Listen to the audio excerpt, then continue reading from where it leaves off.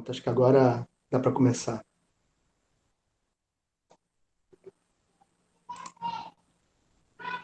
Bom, pessoal, na aula passada, nós estávamos falando aqui de sistemas distribuídos, tá? Que, que trata, onde a gente trata de software que irá funcionar através de uma rede de computadores e que vai resolver algum problema, tá? Através de vários sistemas, ou então várias cópias do mesmo sistema, que vão estar localizadas em diversas máquinas. Tudo bem? Aí a gente viu algumas questões de design envolvendo transparência, abertura do sistema, escalabilidade, segurança, qualidade de serviço e gerenciamento de falhas. Ah, uma coisa importante sobre falha, tá, pessoal? Falha é diferente de. Deixa eu fechar aqui, senão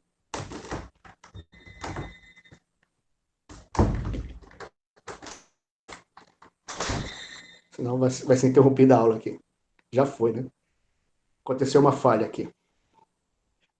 Falha, ele diz respeito a um sistema a uma parte do sistema que deixou de funcionar, tá? Aquilo ali ocorreu uma falha.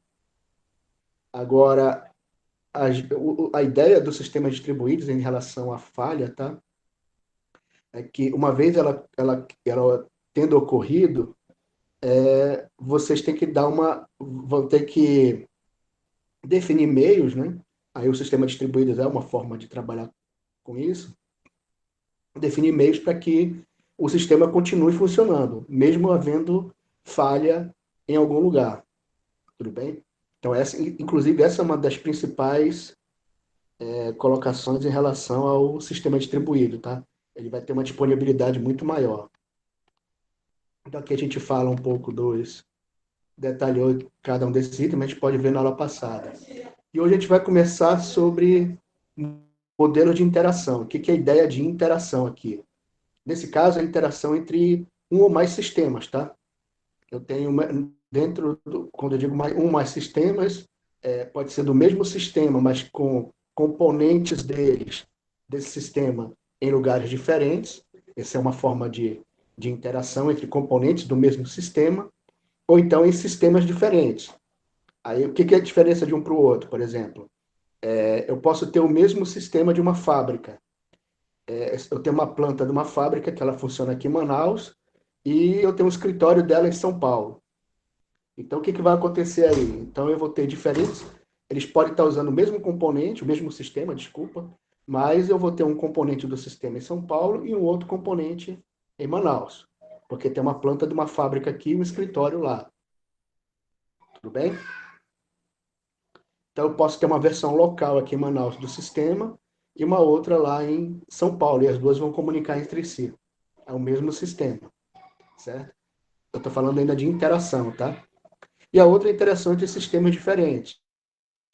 Aí um bom exemplo é você estar usando um sistema de vendas, onde você está, ou qualquer sistema que tenha uma parte de pagamentos que é feita por uma empresa que ela foi contratada para isso, ou seja, o pagamento não vai para o seu, não é feito através da sua empresa, mas por uma terceirizada. Então, o que é que acontece? Você comunica a operadora lá essa empresa terceirizada, que seria uma operadora financeira, em que em que você comunica para ela que o seu cliente, né, vai pagar alguma fatura sua e essa empresa vai fazer o pagamento, vai fazer esse pagamento por você, vai receber o pagamento pela sua empresa e depois vai informar. Então, nesse caso, são sistemas parecidos com o PayPal, por exemplo, né? Em que você tem o seu site e o PayPal é um outro site, e o seu site faz uma chamada ao PayPal. Ele faz o pagamento e depois atualiza a informação para o seu sistema. Isso está acontecendo uma interação, só que nesse caso é entre sistemas, tudo bem? Não é entre componentes de um mesmo sistema. Deu para entender essas duas modalidades aqui, pessoal? Tá tranquilo? A ideia é falar de interação, tá? Interação, só para a gente relembrar, tá? Interação é a comunicação entre dois entes diferentes. Então, aqui, por exemplo, eu estou tendo uma interação com vocês, tá? Por sinal. Tá claro aí a ideia da interação?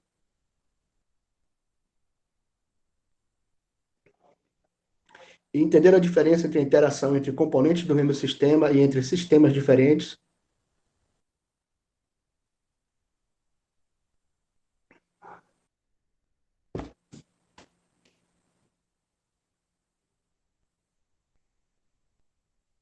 Oi, pessoal, vocês estão ouvindo aí? Eu fiz uma pergunta se vocês entenderam a, a diferença entre a interação entre componentes de um mesmo sistema e a interação entre sistemas diferentes, tá? Tem uma diferença entre os outros, aí que é bem forte, tá? E, e aqui, o que está acontecendo? A gente vai falar de modelos de. Alguém falou que entendeu mais ou menos. Poderia se expressar aí só para poder informar o que você não entendeu?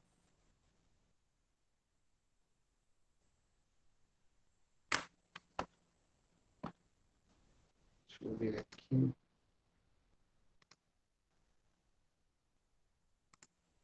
Vou passar isso aqui para outra tela.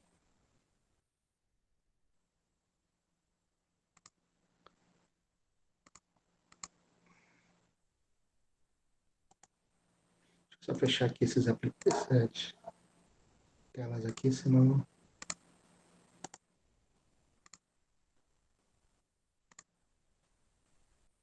fica difícil aqui de trabalhar.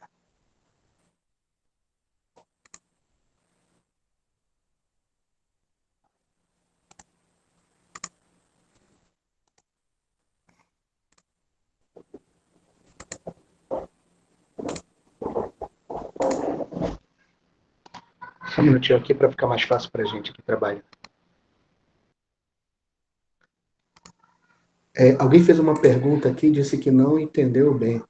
A Patrícia disse que entendeu mais ou menos. Ah, tá, ela pediu para explicar. Patrícia, imagina o seguinte: o primeiro exemplo que eu coloquei foi do sistema, do mesmo sistema, só que ele tem componentes diferentes interagindo entre si. Esse sistema é distribuído, tudo bem? Um exemplo bem claro desse tipo de sistema, por exemplo, as fábricas utilizam o que a gente chama de ERP, Enterprise Resource Planning, que é um tipo de sistema que ele controla toda a parte de materiais dentro da empresa, tá? E assim, as fábricas aqui de Manaus, elas usam muito esse tipo de sistema para controlar a produção e para controlar o estoque deles também. Com produção, estoque, compra de materiais, venda de produtos e assim por diante. Então, o RP deles, eles usam RPs para isso. Esses RPs, geralmente, por exemplo, um exemplo bem famoso é o SAP. Não sei se você já ouviu falar. O SAP ele é um sistema ERP, que ele é alemão, é de uma empresa, a SAP é uma empresa alemã, e tem um sistema do mesmo nome, né, que faz toda essa parte de controle de uma fábrica.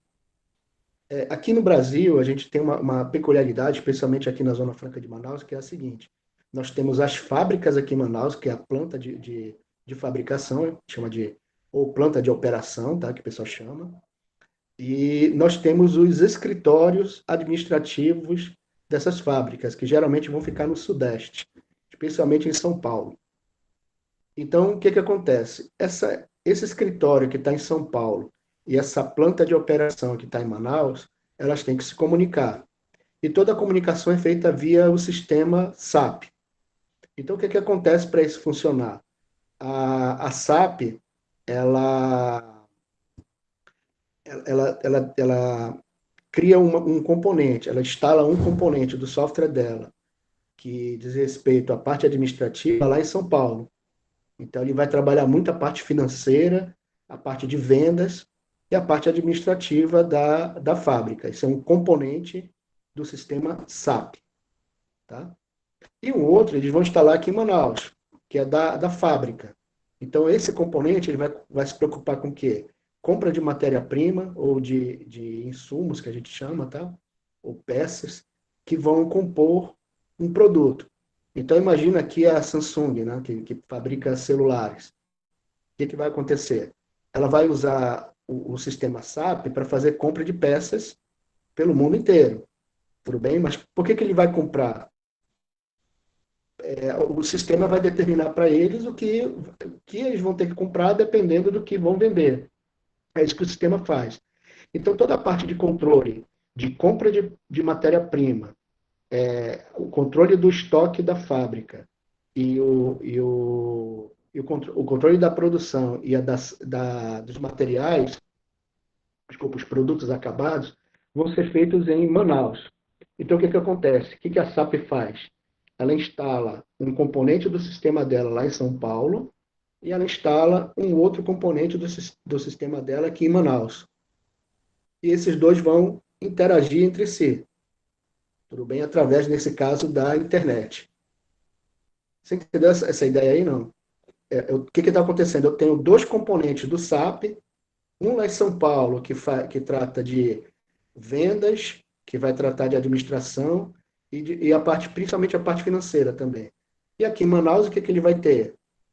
Compra de matéria-prima, produção, estoque e também a saída lá dos produtos. Tudo bem? Então, isso daí seria o mesmo sistema com dois componentes em lugares diferentes, mas ele é um sistema distribuído, tá bom? Porque uma parte dele está aqui em Manaus e outra parte está lá em São Paulo. Aí, o exemplo que eu coloquei foi de interação entre sistemas diferentes. Também vai ser sistema distribuído, porque o que importa é atender a necessidade do cliente, tá? Atender as necessidades do cliente. Então, qual foi o outro exemplo que eu coloquei? É você usar o PayPal, que é um sistema de pagamento, tudo bem? Junto com o seu próprio sistema de vendas. Então, um exemplo que eu vi, por exemplo, que eu usei, né? Lá no Idaã, minha filha estuda lá. E quando a gente faz a matrícula, tem que pagar a matrícula. Então, o que acontece? Depois que você usa o sistema para fazer todo o cadastro do aluno, aí o que o sistema faz? Ele passa você para o PayPal, que é o outro sistema, que é o sistema de pagamento. Aí o que acontece? Aí ele informa para o PayPal que a filha do professor Antônio foi matriculada. Na verdade, o PayPal não interessa isso, né? Mas o que interessa para ele é o seguinte: olha, o Antônio vai pagar uma conta aí no PayPal, que é referente à matrícula, e está no valor X. Aí o PayPal faz toda a parte do recebimento do pagamento. Aí depois ele informa para o sistema do Idaã dizendo que o Antônio pagou a conta. Então, nesse caso, o que está acontecendo? A interação são sistemas distribuídos, tá? O objetivo é atender a parte da matrícula do Idaã, mas para atender a matrícula eles precisam do pagamento. Então, eles contratam o PayPal, que é um outro sistema. E o sistema do Idaã, que eu estou usando, né? Ele vai tratar da matrícula, mas uma hora o sistema do PayPal vai informar o sistema do Idaã que o Antônio pagou. Aí o Idaã confirma o pagamento da matrícula, certo? Então o que está acontecendo? Está tendo um sistema distribuído? Tá. Mas aí você fala, puxa, mas são dois sistemas diferentes. Mas é um sistema distribuído. Por quê? Porque somente com os dois serviços prestados pelos dois sistemas é que vai acontecer a matrícula. Se o PayPal não informar que o pagamento foi feito, a matrícula também não vai ser feita. Vocês entenderam, pessoal, a ideia? Nesse caso aí? Desde que você tenha solicitado o PayPal como sendo a forma de pagamento, tá? Essa que é a ideia aí. Bom, aí o que eu estou falando aqui é de interação, tudo bem? Nesse caso é uma terceirização, mas é entre sistemas, tá? Vai acontecer entre sistemas. Então, o IDAAM faz um contrato com uma terceirização para uso dos sistemas, tá? O IDAAM, ele faz um contrato com o PayPal e dentro das condições que o PayPal está colocando, né? Entram num acordo, aí depois o que, que acontece? O IDAAM vai ter que adaptar o sistema deles para poder comunicar com o sistema do PayPal. Aí é a parte do desenvolvimento de software. Aí o PayPal vai dizer como é que vai ser essa comunicação todinha. Então, para entender a ideia, pessoal, aqui, desse contrato, tudinho. Mas o principal é entender que esses sistemas interagem, tá? Sistemas interagem entre si. Deixa eu tirar isso aqui, senão vai ficar duas telinhas aí bem estranhas. Pronto. Então, isso são, que eu estava explicando, são interações entre sistema. Então, aqui é colocado que há dois modelos de interação, que é a interação que é procedimental ou procedural e a interação baseada em mensagens. Então, a procedural, o que, que é? Um computador chama um serviço conhecido oferecido por um outro computador e espera a resposta. Então, nesse caso, eu estou aguardando aqui a resposta desse pedido que eu fiz. E na interação baseada em mensagem, ela envolve o computador que é o emissor da mensagem, tá? Ele vai enviar a informação que é, que é, que é necessária para que ele requer para um outro computador. E ele não responde. Na verdade, isso aqui parece muito com. Ele é muito parecido com a ideia de comunicação síncrona e assíncrona. A síncrona é o procedural aqui, ó. E a baseada em mensagem, ela é a comunicação assíncrona. Lembrando, o que é a síncrona, né?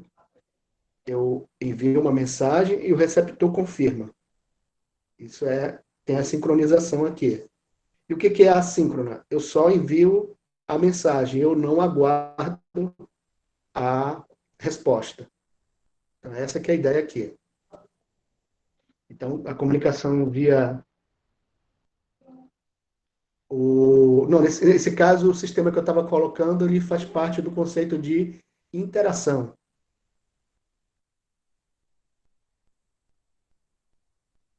Bem, o que eu estou falando é de interação entre sistemas. Aí o que tá sendo colocado aqui é que tem dois tipos. Uma é a procedural, que ela é praticamente uma síncrona, né? Uma solicitação síncrona, e eu tenho interação baseada em mensagem. Na prática, esse do PayPal, ele vai acabar sendo uma interação baseada em mensagem, tá? Porque o que, que vai acontecer? O sistema do IDAM vai passar um link para acessar o sistema do PayPal. Aí, quando você clica no link, ele vai e acessa o sistema e já vai direto para a sua conta de pagamento. É mais ou menos essa a ideia. E ele não espera, o sistema do IDAM não fica o tempo todo ali esperando a resposta, tá? Naquele momento lá. E o que, que seria uma interação procedural? É o que está meio que acontecendo aqui, ó. A gente está o tempo todo trocando mensagem aqui entre nós.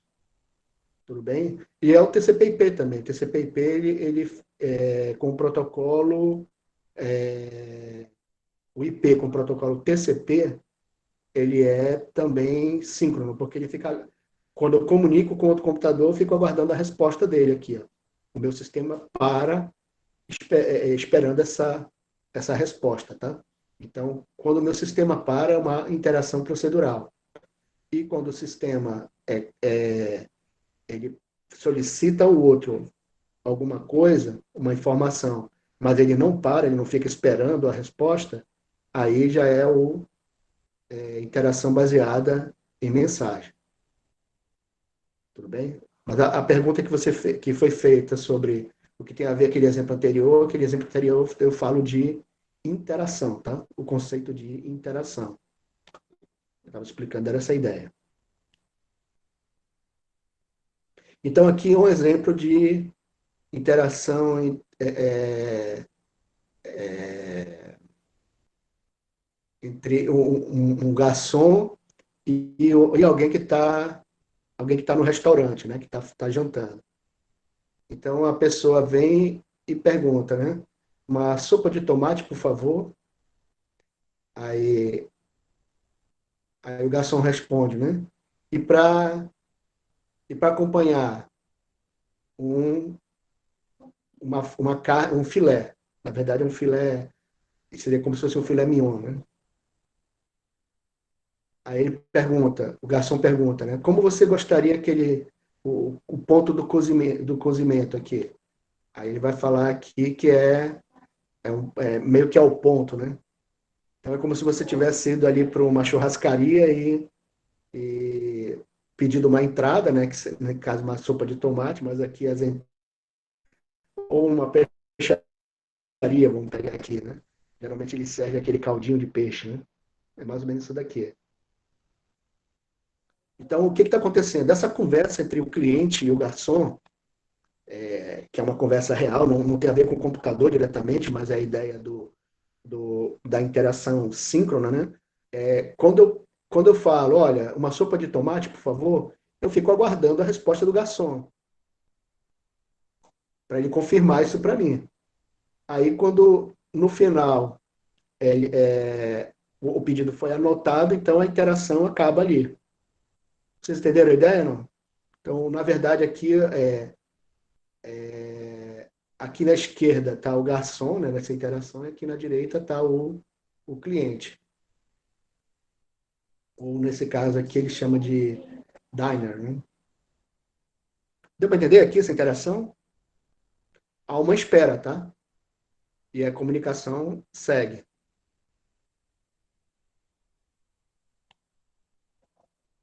E aqui, baseado em mensagem. Na verdade, esse aqui é um XML, né? Então, eu tenho a mesma coisa, certo? Só que, assim, a mensagem vai ser passada para um, depois outro, e assim por diante. Na verdade, aqui ele está passando toda a mensagem. O que é starter? Seria a entrada do cardápio.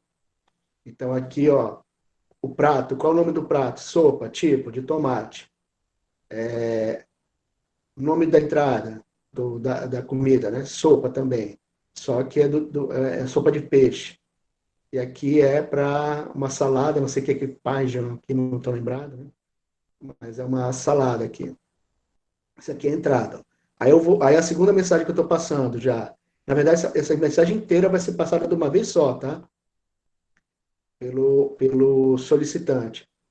Então aqui ele está falando que o principal, né, é uma carne sirloin, que eu não sei qual o que quer dizer, e com a, o cozimento que ele chama de médio, né, é o ponto médio. Aqui ele está falando que é uma carne de filé com o cozimento mal passado, né?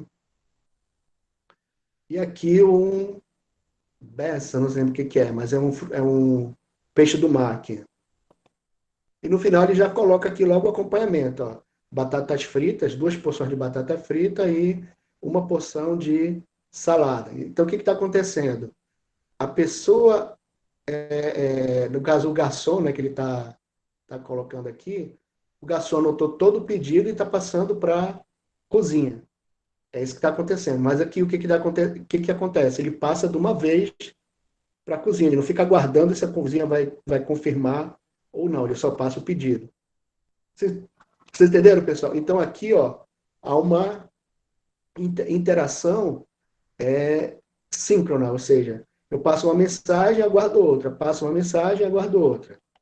Já aqui não. Todas as informações que estão acontecendo, que é a interação baseada em mensagem, todas essas informações que estão aqui vão ser passadas de uma vez só, nesse caso do garçom para cozinha. Ficou claro aqui para todo mundo?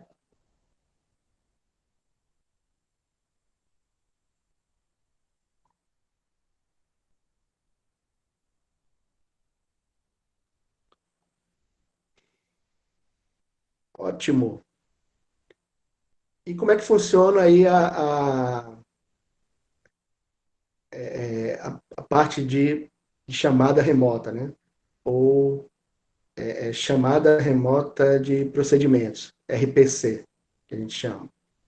Então, esse aqui é um tipo de comunicação em que eu tenho dois sistemas diferentes, tá? Aqui já é programação pura, tá? E um dos sistemas, ele libera, ele fica aguardando a chamada de algumas funções. Aí aqui função, pessoal, hoje a gente já tem, além do RPC, a gente tem o RMI, que é o Remote Method in Interactive Iteration. Iteration. É interação remota de métodos, nesse caso. Então, antes a gente tinha o que a gente chamava chamada remota a funções. Agora o que a gente tem é a interação remota entre métodos. Por quê? Porque quando a gente fala de método, a gente está falando de orientação a objeto. E quando a gente está falando de procedimento ou função, a gente está falando da programação estruturada, tá? Então, a ideia que ele está colocando aqui, ele é de mais de programação estruturada. Então, o que acontece? Eu tenho um programa, por exemplo, feito em C, e ele disponibiliza uma função que pode ser acessada por um outro sistema externo. Tudo bem? Aí o que acontece? Assim como vocês fazem, né? Como é que vocês fazem para fazer uma chamada de função? Vocês importam as bibliotecas, uma certa biblioteca, e a partir daquela biblioteca você chama as funções que estão foram disponibilizadas por ela, certo? Já no RMI, o que acontece?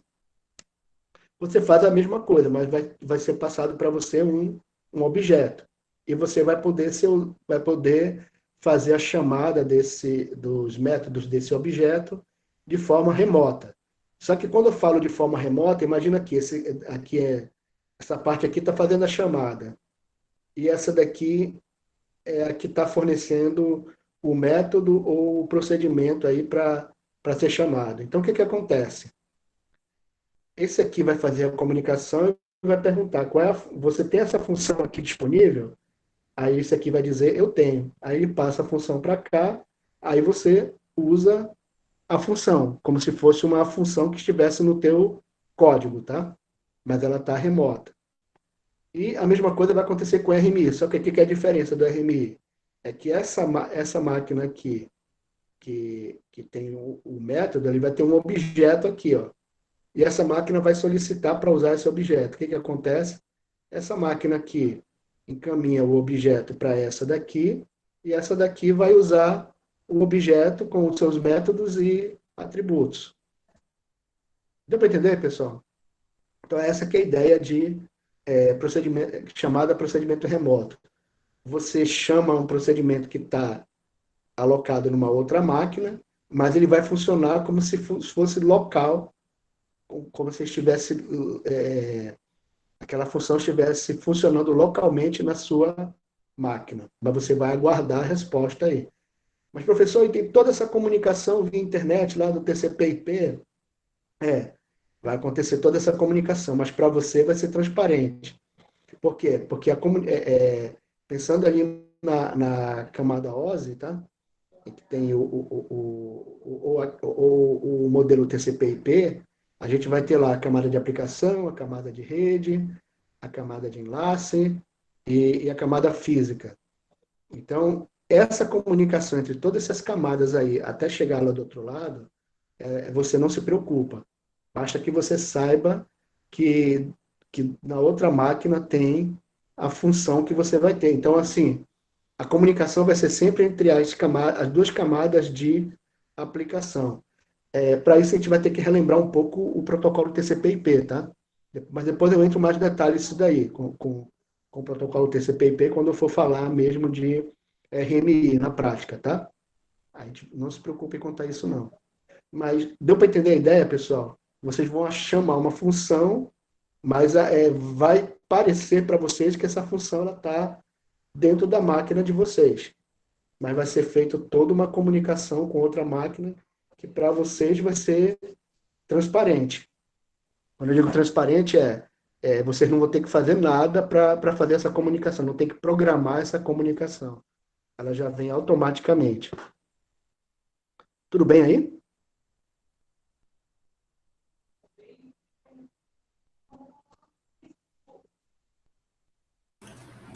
Tudo certo, professor.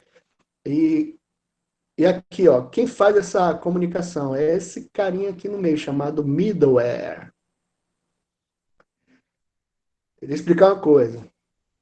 Nós temos um software, nós temos um hardware. E entre os dois nós temos um middleware. Middleware é o sistema que está entre o hardware e o software. Não é a mesma coisa que o sistema operacional, tá? A gente vai já verificar isso aqui. É porque é o seguinte, como eu falei para vocês, vocês não vão se preocupar com toda essa comunicação. Quem vai ser responsável pela comunicação entre um computador e outro vai ser o middleware. Tudo bem? Então, isso que tem que estar claro para vocês. Para vocês, a programação vai ser como se eu tivesse só importando lá uma função em C, né? Vamos supor que é em C. Eu estou importando uma função e eu estou usando essa função localmente, dentro do meu sistema. Mas quem vai fazer toda essa comunicação entre um computador e outro é o middleware. Então, o middleware é responsável pelos detalhes da comunicação. Para que você não se preocupe com esses detalhes todos, tá? Então, aqui ele está falando que um problema com o RPC é que o computador que está chamando e o computador que é chamado precisa estar disponível no momento da comunicação. Isso é óbvio, né? E eles têm que saber como se referir a um ao outro. O que isso quer dizer?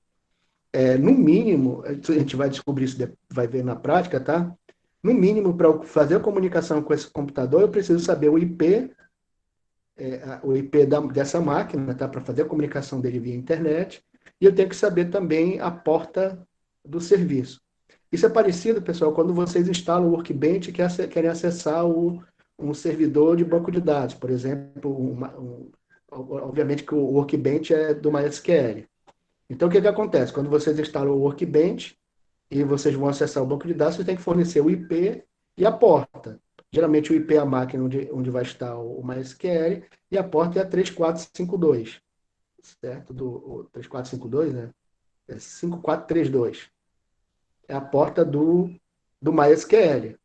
Então, mas para funcionar essa comunicação entre o Workbench e o servidor do MySQL, o servidor do MySQL e o Workbench, os computadores têm que estar na internet ligados. Essa que é a ideia aqui que ele está colocando a respeito do RPC, tá? Então, para saber onde é que está o outro computador, tem que saber, a mesma forma como acontece com o servidor de banco de dados, eu também tenho que saber qual o IP e a porta onde está o RPC, tá? Ficou claro aqui a ideia do middleware e essa ideia aqui do de que o RPC, os dois computadores têm que estar ligados ao mesmo tempo.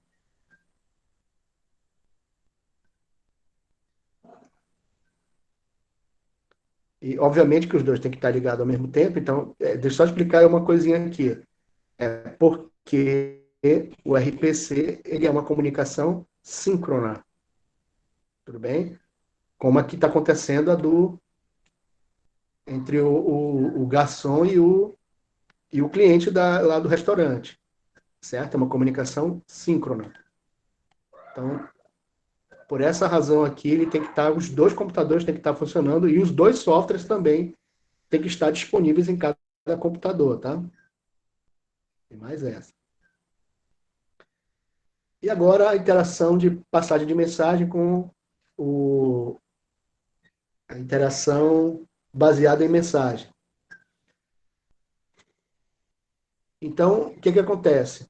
Um componente ele vai criar a mensagem e vai solicitar os serviços de um outro componente.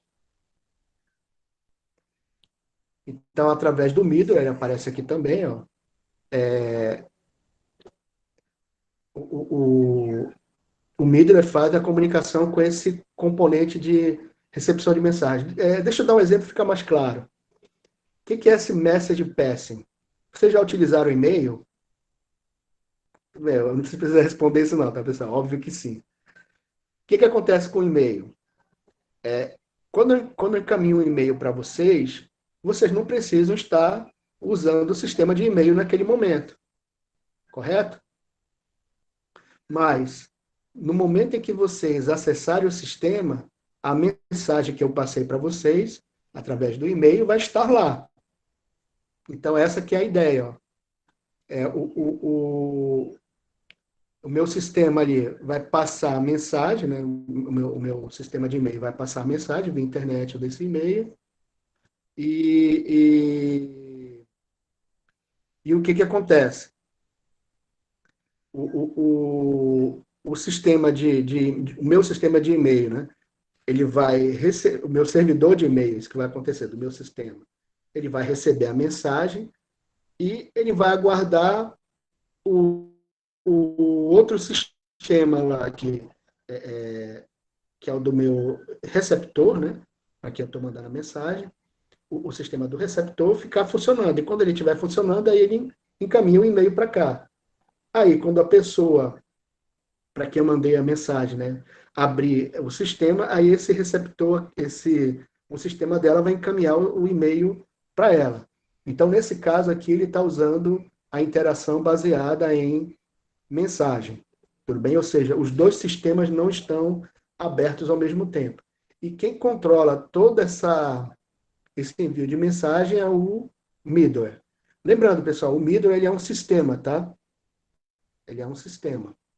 E ele trabalha com toda essa parte das camadas, é, as camadas TCP/IP, né, do protocolo TCP/IP, de enlace, de camada física, para poder encaminhar a mensagem para vocês, tá?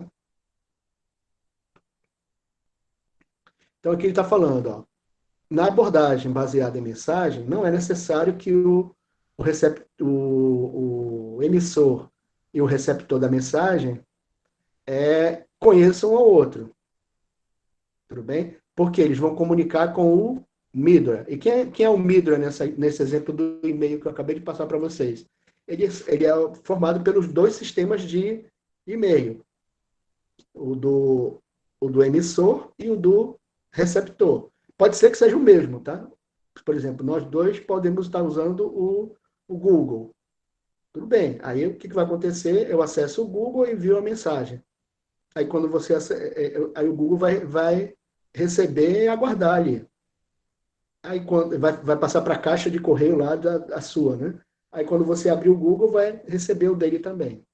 Ou então pode ser do Google para o Yahoo, ou do Google para o Hotmail, ou do Hotmail para o Yahoo e assim por diante. Mas o Yahoo, o Google e o Hotmail, eles vão ter um middleware, tá? Que é um sistema que ele vai fazer o controle dessas mensagens todinhas. Tá claro aí o exemplo da interação baseada em mensagem e a diferença dela para procedural?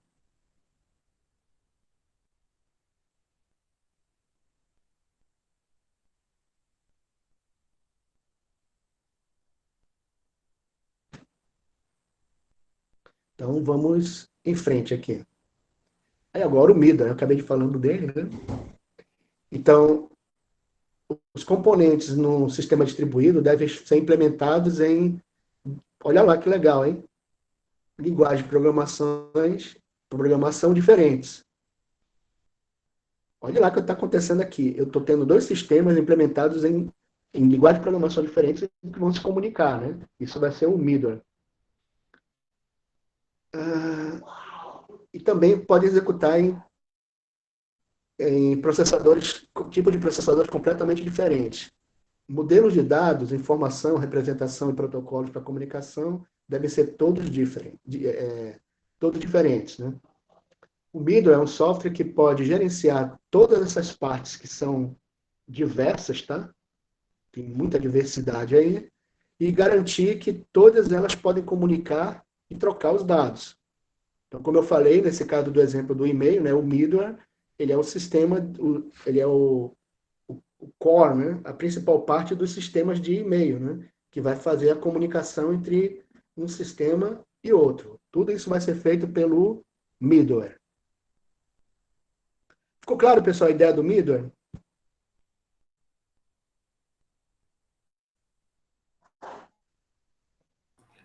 Então, professor, quer dizer que o Moodle, ele, basicamente, ele funciona como uma ponte entre os sistemas? Seria isso?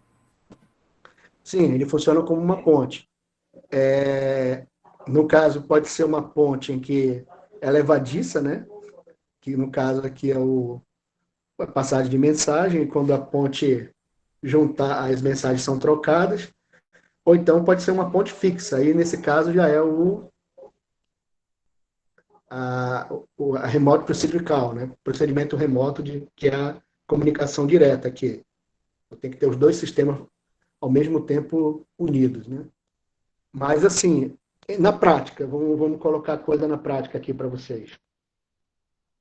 Em termos de programação, aí eu já vou lá no baixo nível mesmo. Ele é um mediador, uma ponte, ele está no meio.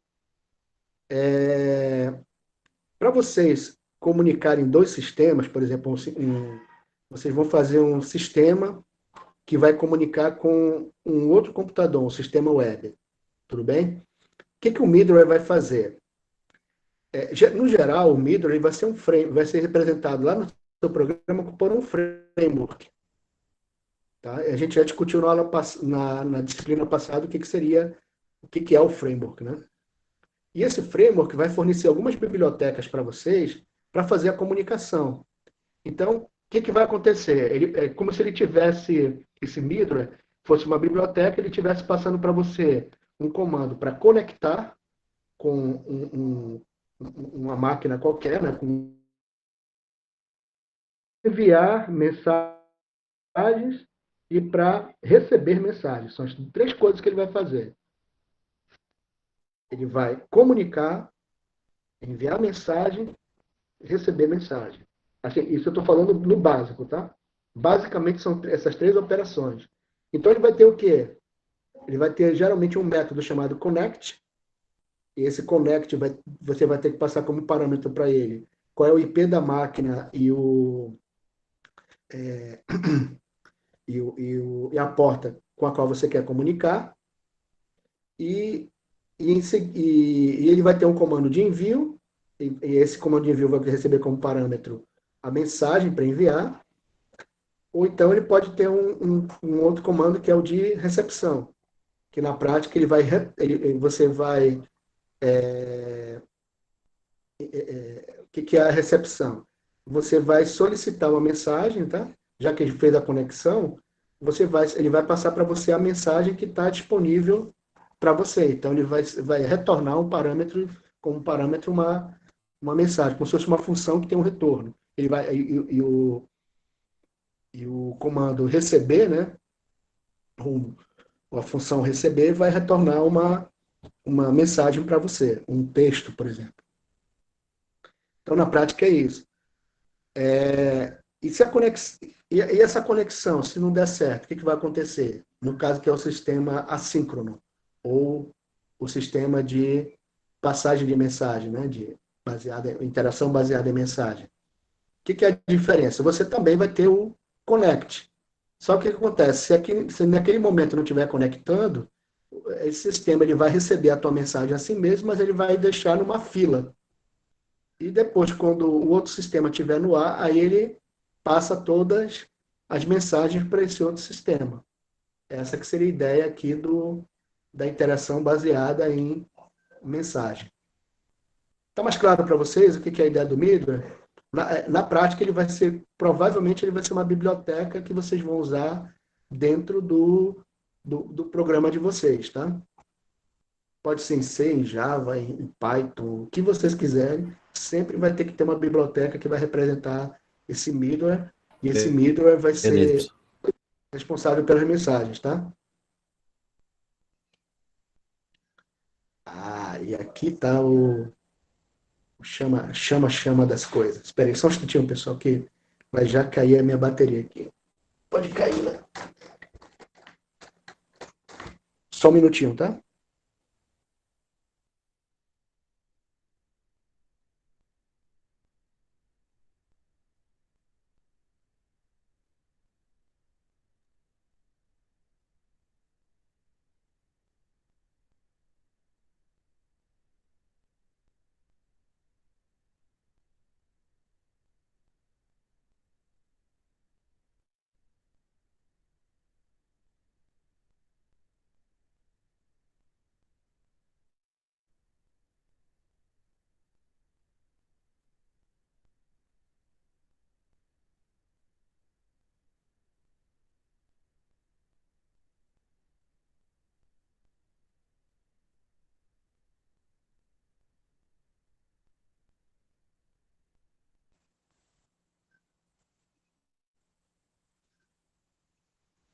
Opa, de volta aqui. Desculpa, pessoal, melhor resolver esse problema antes que se torne, quer dizer, tomar logo a medida torne um problema mais. Então, vamos continuar. Então, só para ficar mais claro aqui, tá, pessoal? Observe aqui que eu tenho dois sistemas aqui, ó. Sistema 1, que pode ser um componente 1, tá? E componente 2, ou sistema 2, e assim por diante. Olha o que acontece para que a mensagem chegue entre um sistema e outro.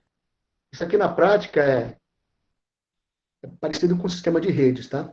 Com aquelas pilhas de protocolo de rede lá. Modelo OSI ou então modelo TCP/IP. Então, o que vocês vão desenvolver são os componentes de aplicação. Então, aqui, ó. Obrigado.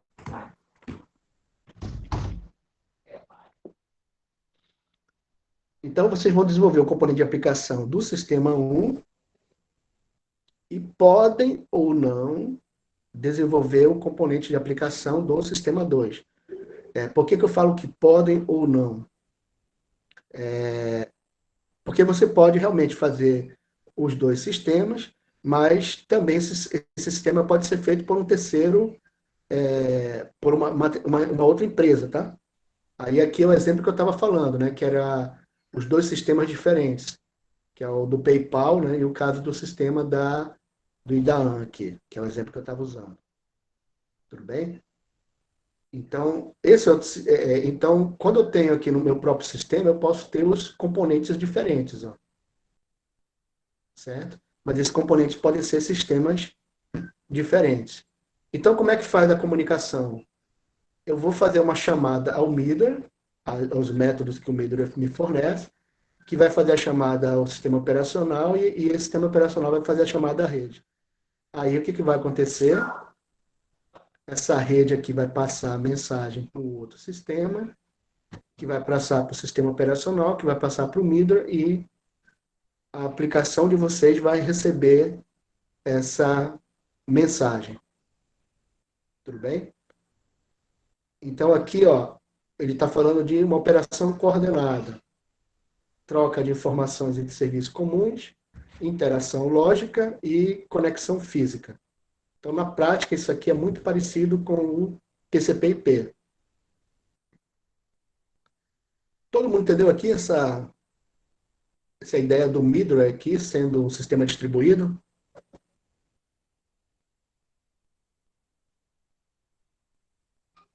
Deixa eu explicar uma coisa importante para vocês, tá? Dificilmente vocês vão ter que desenvolver o middleware, tá? É muito difícil, mas com certeza vocês vão ter que desenvolver a aplicação, tá? Por quê? Hoje em dia já tem um monte de framework que implementa sistemas distribuídos, tá bom? Sistemas web já são sistemas distribuídos, sistemas baseados no REST ou então Qual é o do XML, que a gente chama SOAP? A gente vai ver isso daí um pouco mais à frente, tá? Que são sistemas aí que fazem comunicação, já tem um middle, é todo certinho já, um framework já, que faz a comunicação. Então, por exemplo, se vocês estiverem usando Python, né? O que acontece? Vocês vão ter a linguagem Python, o Django, que é o framework que implementa o MVC, e acima do Django você vai ter o RESTful do Python. No caso do Java, você pode ter o JEE, então pode usar também o baseado em Java, que é o Spring Boot. Spring Boot é muito legal, pessoal. Ele já tem toda essa parte de comunicação aí dentro dele que é facinho de você trabalhar. Python é mais fácil ainda, tá? De você trabalhar. Essa parte das comunicações. Aí, assim, a gente pode ver os dois, tá? Tanto o Spring Boot quanto o Python, para a gente trabalhar aqui nessa disciplina. Ficou mais claro a ideia do middleware?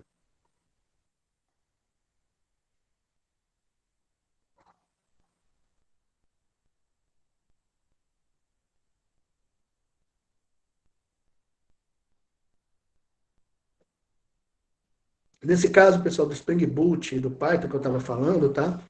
Eles já implementam o middleware por eles mesmos, tá? Já tem bibliotecas que vocês vão usar que facilita essa comunicação, que é uma beleza. É muito legal isso aí. Tá bom? E o que é interessante aqui do middleware também, né? A gente vai ver a parte de REST, depois eu vou explicar melhor o que é o REST, tá? Vocês vão ver que a gente vai poder comunicar com uma aplicação que fica a gente vai criar uma API, né? Application Program Interface, uma interface que vai ficar disponível na web para que outros sistemas possam acessá-la, tudo bem? E como é que o sistema vai acessar? Vão dar o endereço web dessa aplicação, a porta, e vão fazer a autenticação. Aí depois faz a troca de mensagens entre uma e outra. Quando a gente tem esse tipo de sistema, usando REST, uma API REST, né, que a gente pode fazer, ou uma API SOAP, ou um Web Service, que é um outro conceito que a gente vai ver depois, tá? O que acontece? Esses sistemas ele ficam aguardando conexões a partir de REST. E essas conexões podem ser feitas, olha lá, eu posso ter uma aplicação web que vai comunicar com esse sistema, eu posso ter uma aplicação desktop que vai acessar a internet, esse sistema, eu posso ter uma aplicação de celular, uma aplicação dentro de um wearable, enfim, diversos dispositivos. Mas o jeito de comunicar vai ser sempre o mesmo, é padrão. Para isso que serve o middleware, para padronizar a forma de comunicação. Então, uma vez que você já conhece essa forma de comunicação que o middleware está determinando, fica fácil de você desenvolver outros sistemas totalmente diferentes ou diversos, né, para fazer a comunicação entre esse seu sistema distribuído. Então, está aqui, ó. O middleware é um sistema distribuído. Tá claro aí? Mais uma vez, vocês não vão construir o middleware. Vocês vão usar o middleware na aplicação de vocês, tá?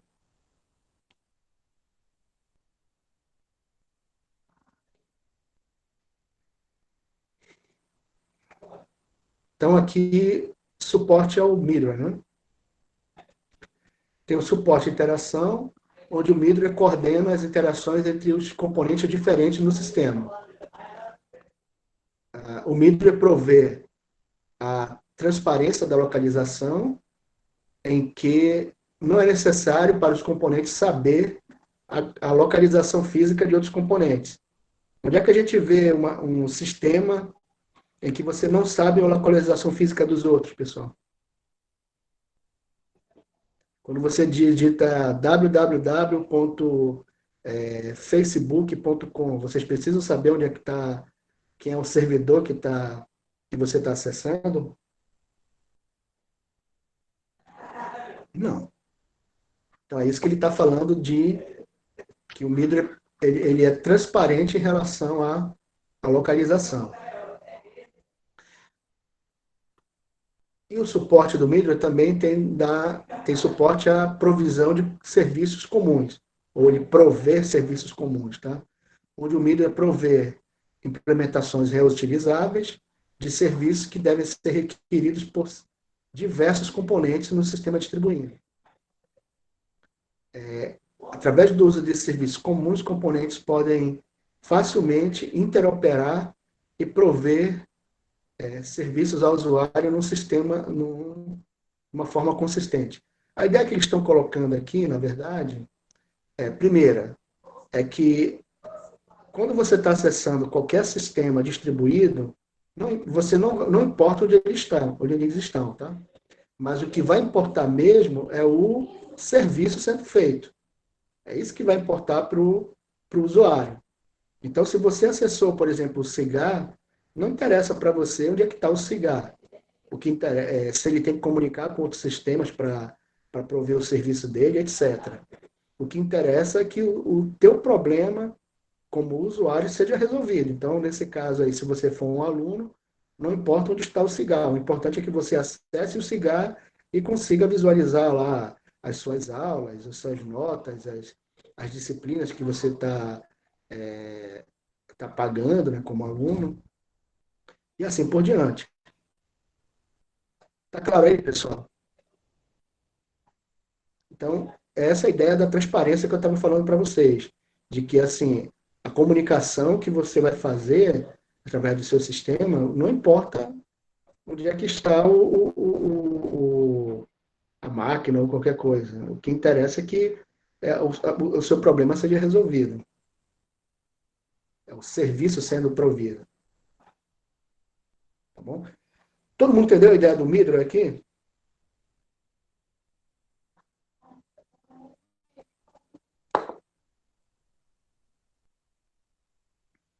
Fica fácil também mais para vocês, porque vocês já estão usando o Midro o tempo todo, né? Dentro da internet. Dentro do uso da própria internet. Aí agora vem a internet por si só, que é a computação cliente-servidor. Tudo bem? Cliente-servidor é a internet pura, rede de computador pura.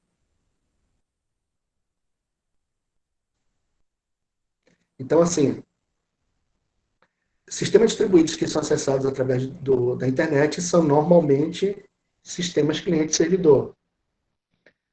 No sistema cliente-servidor, o usuário interage com um programa que está rodando no seu computador local. Isso aqui, obviamente, que é a ideia do browser, né?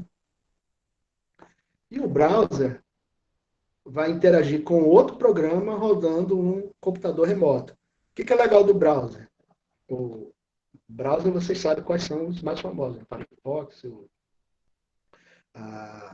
o Edge, o Chrome e assim por diante.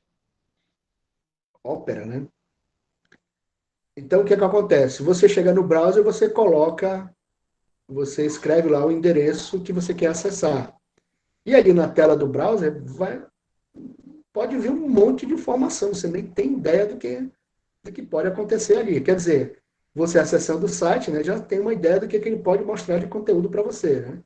Mas, a princípio, se você pensar no browser em si, o browser não tem a menor ideia de que conteúdo ele vai apresentar. O que é importante é o seguinte, é que aquele conteúdo chegue como HTML para ele, através do protocolo HTTP, certo?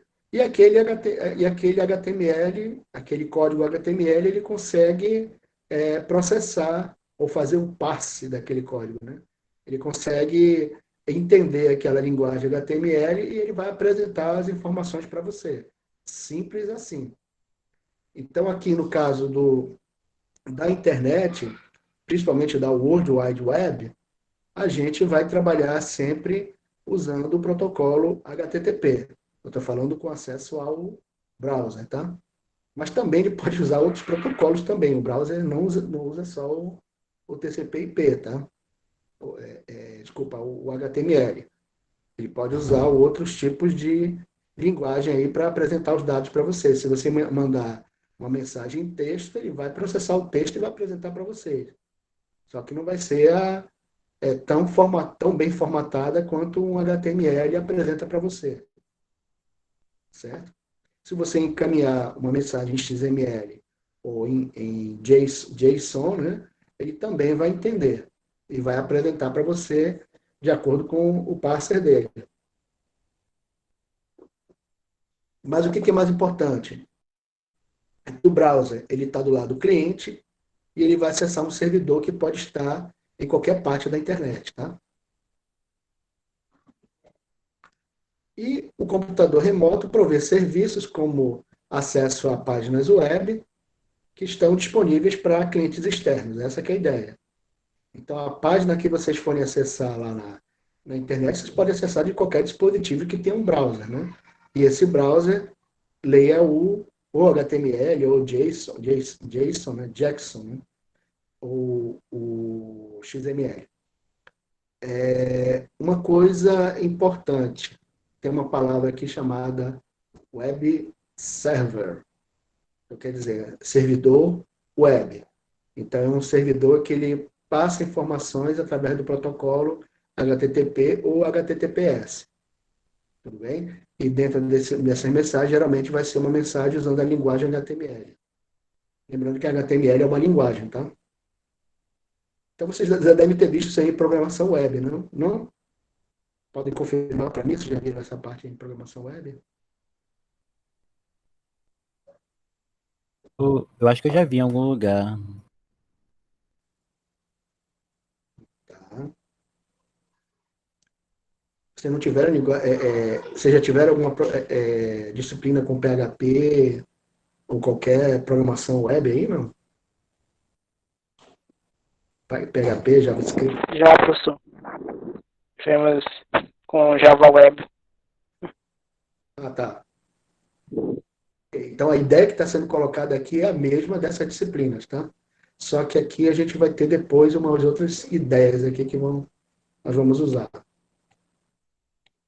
Então, como é que é a interação, né? Eu vou ter um servidor, né? E eu vou ter um cliente. E aqui, ó, eu vou ter diversos clientes acessando diversos servidores e esses servidores comunicando entre si. Tudo bem? Então, essa que é a ideia aqui. Então, assim, por exemplo, eu estou aqui de casa e eu estou querendo acessar o site do IFAM. Então, aqui, por exemplo, eu posso ser o C8 aqui. Então, eu acesso, o meu computador vai acessar o servidor nesse caso, da NET, né, da Claro. O servidor da Claro vai comunicar com o servidor do IFAM, tudo bem? E o servidor do IFAM vai retornar aqui a página lá da página do IFAM para mim. Para o servidor, desculpa, para o servidor da Claro, que vai retornar para mim essa informação. E esses C5, C6 e C7, né, seriam computadores que estão lá no domínio do IFAM. E eles podem comunicar com outros computadores aí que estão na internet. Tá claro aí, né? Sempre vai ter um cliente e sempre vai ter Perfeitamente, um professor. servidor. E esse servidor pode não ter a resposta que você quer, mas ele pode procurar em outros servidores também. Essa que é a ideia do sistema da interação cliente-servidor.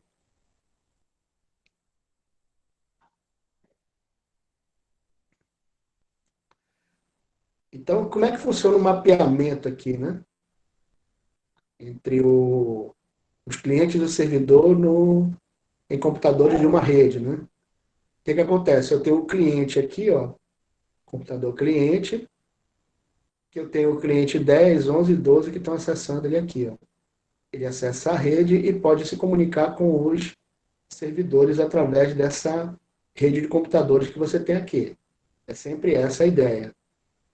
Tudo bem? Então, o que ele está falando aqui é detalhando essa ideia aqui, ó, entre esse e esse aqui, por exemplo. Essa comunicação é através de uma rede. Ele está colocando a rede aqui pelo meio. Essa que é a ideia que está sendo apresentada aqui. Ó.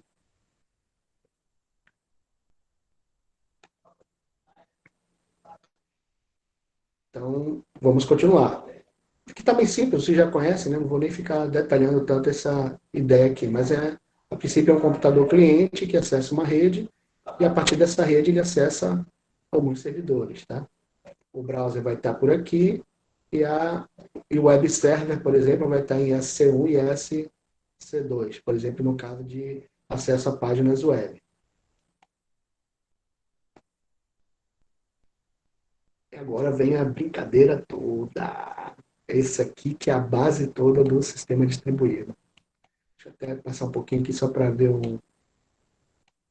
Ah, tá. Aqui são os padrões aqui que a gente vai ter. Legal.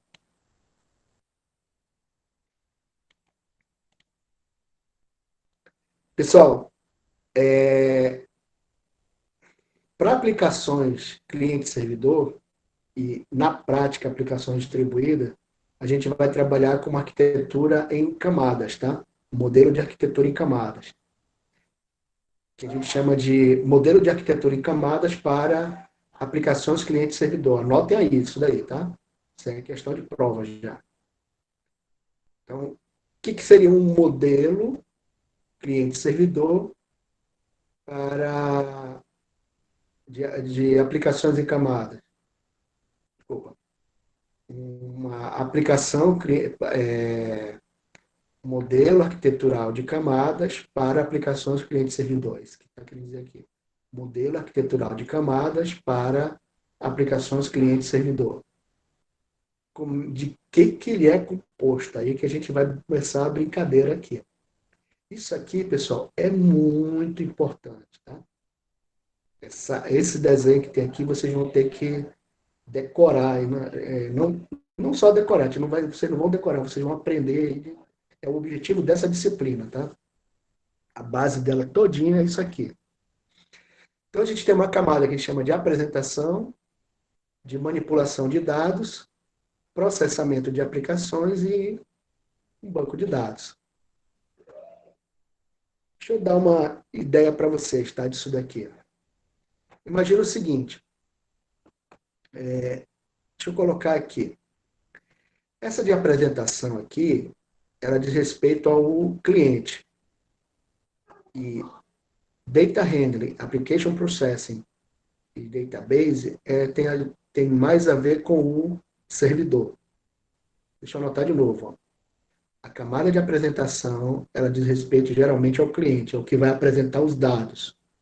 Então, o browser, se você colocar, ele vai estar aqui na camada de apresentação. E quando ele for acessar o servidor, ele vai ter uma camada de manipulação de dados, processamento de aplicação e um banco de dados. E essas três camadas aqui são importantes para quê? Para fornecer os dados para você. Então, o que acontece aqui? Imagina que você fez uma solicitação web. E deixa eu colocar mais um detalhezinho. Eu vou começar do banco de dados, tá? Vamos supor que você solicitou lá no que é acadêmico uma disciplina, informação de uma disciplina, tá bom? Aqui no banco de dados ela está representada por uma tabela, certo? Aqui o processamento da aplicação, o que vai fazer? Ele vai transformar essa tabela que está aqui no banco de dados em objeto, certo? O data handling, ele vai tornar aquele objeto uma representação que possa ser encaminhada pela web. Geralmente ele vai transformar esse objeto num formato HTML, XML ou JSON. Outros formatos também, tá? Mas eu vou falar mais desses três aqui. E esse carinha em JSON, ou XML ou HTML, ele vai ser passado via internet lá para o browser de vocês e o browser vai processar essa informação. Tá claro para vocês isso daí, não? Deixa eu repetir aqui. Vocês têm uma tabela, supondo aqui que corresponde às disciplinas que você está cursando. Tudo bem? É uma tabela aqui. Essa tabela vai ser transformada pela aplicação, pelo processamento da aplicação em objetos. Na verdade, vai ser um vetor de objetos. Corresponde cada objeto desse às suas disciplinas, né? Depois, através da camada de data handling, ele vai ser transformado num formato que vai ser possível passar pela internet. Geralmente vai ser um formato JSON, XML ou HTML. E esse HTML, XML ou JSON vai ser passado via internet lá para o seu browser. Um detalhe importante aqui, tá? Aqui no servidor, apesar de ser cliente-servidor, esses três aqui podem estar em 3 computadores diferentes. Eu estou dando aula. Não gosto. Não, Não. eu estou usando. Minha filha, eu estou dando aula, depois a gente conversa. Eu estou dando aula, depois a gente conversa. Tá bom? Então vamos lá, pessoal. Esses três aqui, apesar de fazerem parte do servidor, a gente vai ver, tá? Que essas 3 camadas, elas podem estar em 3 computadores diferentes e até em 3 computadores diferentes em locais, em prédios diferentes, tá? Inclusive. No geral, assim, por exemplo, o JE, o Java Enterprise Edition, ele vai ter o banco de dados e esses dois aqui eles vão estar juntos, tá? E a camada de apresentação vai estar separada. A gente vai ver essas combinações todas aí também um pouco mais à frente. Mas entendo que o data handling, ele representa o servidor web, tá? E a apresentação representa o browser de vocês, ou então o sistema cliente, tá? Essa que é a ideia. Mas todos os 3 aqui vão ser desenvolvidos por vocês. O Middleware, pessoal, vai fornecer para vocês, ele vai estar aqui do lado, tá? Ele vai fornecer para vocês as bibliotecas que vão permitir toda essa comunicação aqui. Todo mundo entendeu essa ideia da transmissão aqui de uma tabela que vai ser transformada em objetos, que vai ser transformada numa representação JSON, ou XML, ou HTML, e aqui na apresentação vai tratar esse JSON e vai mostrar numa tela para vocês. Tá claro isso daí?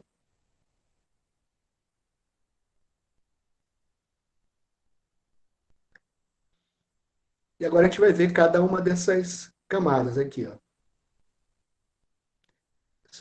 Só o conceito, né? Só um detalhe, só para a gente relembrar, tá? Apesar de estar em inglês aqui, tá? Isso daqui está tudo no livro do Somerville, tá? Que é o Engenharia de Software. E que vocês têm acesso a esse livro já. Tudo bem? Quem não tiver, me avisa aí que eu repasso o livro para vocês. O PDFzinho do livro. Mas acredito que vocês, os que participaram da disciplina anterior, já tem esse livro na mão aí. Então, assim, camada de aplicação. Ela trata da apresentação da informação, de apresentar a informação ao usuário e gerenciar toda a interação com o usuário. Então, assim, painéis de controle, a tela do browser, uma tela desktop, uma tela de celular vão estar aqui na camada de aplicação. Praticamente é tela, tá, pessoal? Porque o usuário tem que fazer a comunicação com isso daqui. E aqui, ó, data handling, ou manipulação de dados.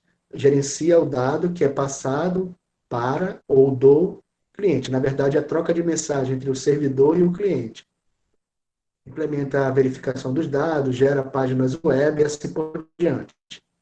Tudo bem? Aqui eu só estou formalizando, mas é o que eu já expliquei antes, tá? Camada de processamento de aplicação. Ele implementa a parte lógica da aplicação e prover a funcionalidade requerida para os usuários finais. Então, assim, no geral, a parte de manipulação de dados, ela solicita informação para o Application Processing Layer, tá? O camada de processamento de aplicação. E aqui vai ter uma coisa bem legal, que é a nossa lógica de negócio. Tudo bem? E o banco de dados vai armazenar os dados aqui que nós estamos precisando. Tudo bem? Obviamente, pessoal, que aqui, ó, a parte aqui da lógica do negócio, do processamento da aplicação, aqui os algoritmos de vocês vão estar todos aqui. Mas assim, lembrando que todo algoritmo ele tem entrada, processamento e saída. O que é entrada? É a solicitação que vem da camada de manipulação de dados, ele vem para cá. E a saída é a resposta à camada de manipulação de dados. O processamento vai estar todo aqui dentro e esse processamento pode requerer acesso ao banco de dados. Mas sempre vai ser o seguinte, a camada de apresentação de dados vai passar objetos de entrada para a camada de processamento de aplicação. Essa vai processar os dados, talvez até consulte o banco de dados, e vai retornar outros objetos. Então, como eu estava falando, né? Se você solicitou para as disciplinas, para o CIGAR, né? A camada de lógica de negócio, o que vai acontecer? Ele vai receber a solicitação, quem é você, né? Então, ele vai receber um objeto informando quem é o aluno. E vai retornar vários objetos que vão representar a disciplina. Então, quando eu falo receber, a camada de aplicação vai receber, né? Desculpa, a camada de processamento de aplicação vai receber os dados, ele vai receber aqui da camada de manipulação de dados. Então, aqui ele vai transformar dados em HTML, JSON e XML em objetos e vai passar para a camada de aplicação aqui, ó. E ela, por si só, ela vai passar de volta objetos como resposta. Então, aqui, o data handler, no caso do exemplo que eu coloquei, né? Ele vai passar objetos, um objeto representando o aluno, e o processamento de aplicação vai retornar para aqui, né? Os vários objetos correspondendo às disciplinas que esse aluno ministrou. Tudo bem? Então, objeto vem daqui para cá e o objeto vai daqui para lá. E a apresentação e o data handler, aqui vai ser passado HTML, XML, e vai retornar HTML, XML e JSON. É essa que é a ideia, pessoal. Sempre vai ter entrada, processamento e saída. E uma camada vai solicitar da outra. Tá claro aí? Mas, assim, o data handling, pensa que é aquela entrada do web server. Tá? Então, por exemplo, se vocês estão usando o Apache para fazer a comunicação com o servidor web de vocês, o Apache vai tratar do data handling. Tá? E a aplicação de vocês, o Apache vai chamar alguma função ou algum método aqui na camada de aplicação de vocês. E o Apache, quando ele chama isso aqui, ele vai passar todos esses dados aqui através de objetos e vai devolver essa informação para vocês. É sempre essa a ideia, tá? Assim, um detalhe. Vocês programam como é que esses dados vão ser recebidos aqui no Data Handler, tá? O Apache recebe os dados da camada de apresentação, só que ele vai solicitar aqui para a tua camada de Data Handler, qual é o objeto, né, o método da tua classe que vai processar um determinado endereço. Então, por exemplo, vamos supor que lá, o endereço lá para você acessar através do SIGA, a interface com os alunos seja sig.ifam.edu.br/siga/disciplinas. Vamos supor, né? Esse que é o endereço. Aqui no Data Handling, assim, quer dizer, quem vai receber esse endereço vai ser o Apache. E o Apache, por que ele vai receber? Porque ele representa o www.ifam.edu.br, dois pontos, que é a porta, né? Sei lá, 14.000. O Apache vai estar lá. Só que, o que acontece? Quando ele receber essa solicitação, ele vai mandar, ele vai entender lá, olha, aqui o endereço, ele está dizendo sig.ifam.edu.br /disciplinas. E esse disciplinas aqui, esse barra disciplinas, vai estar dentro do data handling. Como assim? Ele vai ter um método aqui dentro que vai processar as informações daquele endereço web, a URI, a gente chama. Então, essa aqui é a ideia aqui do data handling. E quando ele processa isso, para processar isso, né, ele vai fazer as transformações de HTML e XML para objeto e vai passar para a camada de processamento de aplicação.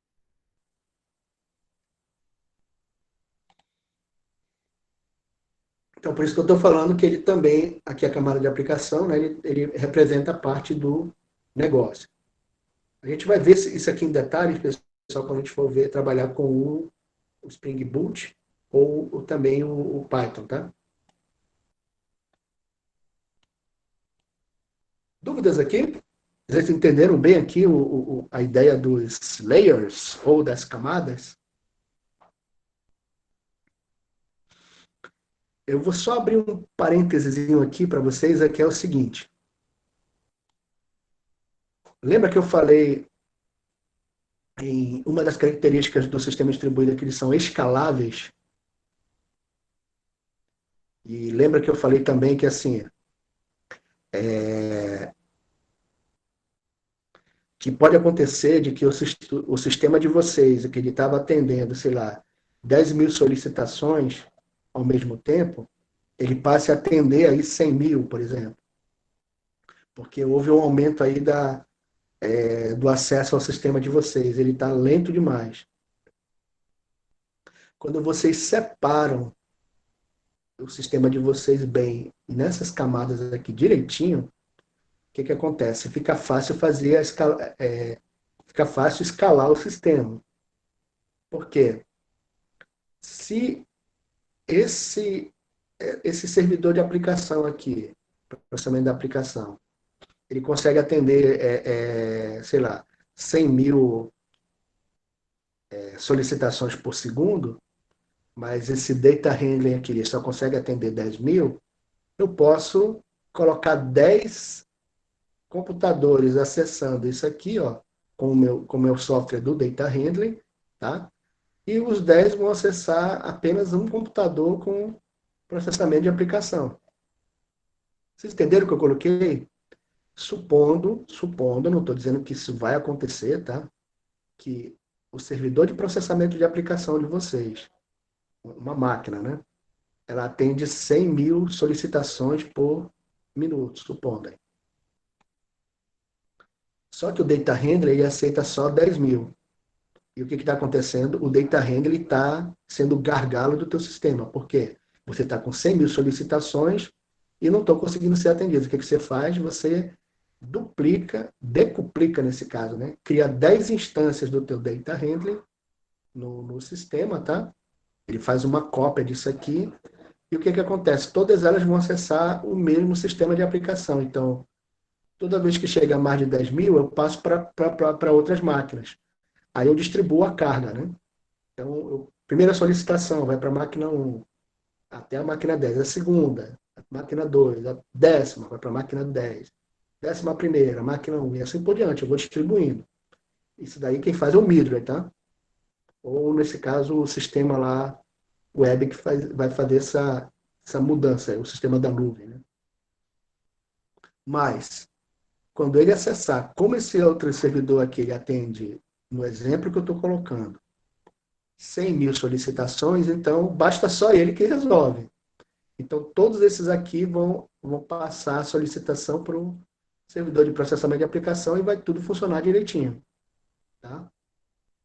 Agora, supondo que assim, esse data handling consegue atender a 100 mil, mas esse aqui não, tem só 10 mil. Aí eu decuplico essa parte do meu sistema que faz o processamento de aplicação. Deu para entender, pessoal? Isso é o que eu chamo de escalabilidade, escalar. Ou seja, eu vou aumentar a quantidade de máquinas que tem cada uma dessas partes aqui, tá? E ele vai fazer isso. Agora um detalhe, tá? Vocês, como desenvolvedores, não vão se preocupar com escalar o sistema, mas vocês vão ter que se preocupar em dividir o sistema em camadas. Se vocês não se preocuparem com isso, dificilmente vocês vão conseguir escalar o sistema de vocês. Deu para entender isso aí, pessoal? Vocês não vão se preocupar na hora que, assim, uma vez que está pronto o sistema, está colocado em produção, quem vai se preocupar em fazer é, essa, vamos dizer assim, essa a escalabilidade do sistema vai ser o responsável pelo DevOps. DevOps. Já ouviu falar do DevOps? O Development Operation? Já ouvi falar muito desse jeito. Ou o pessoal de suporte, né? Dependendo da empresa que vocês estão trabalhando. Então, eles vão se preocupar com essa parte aí de dividir o software de vocês em várias máquinas. Vocês não se preocupam com isso, vocês se preocupam em desenvolver de acordo com os padrões que são necessários para fazer a escalabilidade do sistema. Tá claro aí? Ou seja, basicamente a gente é o arquiteto do sistema e eles são os pedreiros que vão botar o sistema para rodar. Pedreiro? Fale isso dele, não. Não é bem pedreiro, não, pessoal. Não, Eles tá são os falando dos operadores. engenheiros, os engenheiros, vamos colocar, são os engenheiros. Não é bem assim, não. Geralmente o pedreiro ele é o programador, tá? Esse que é o detalhe. Porque ele vai construir o sistema. O pedreiro é aquele que bota os tijolos lá na casa e faz ele e monta É a isso casa. aí, Tá? desculpa, eu confundi. Não, O são os pedreiro é mais engenheiros, então. A gente é o arquiteto, faz o tempo todo bonitinho, todo fofinho, que agora quem que vai deixar o sistema rodando lá é os caras do DevOps.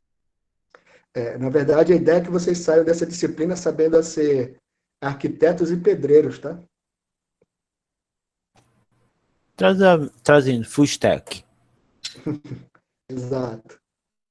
Full stack. Falando em full stack, né? No geral, quem trabalha com back-end ou front-end, geralmente o front-end vai estar aqui na parte de apresentação. E talvez um pouco o front-end esteja aqui no data handling, tá? Talvez, dependendo da situação como você esteja trabalhando. Mas normalmente o front-end vai trabalhar na camada de apresentação. E o back-end vai trabalhar aqui nessas 3 camadas, tá? Ele não trabalha na camada de apresentação. E o full stack vai trabalhar aqui nas 4. Tudo bem?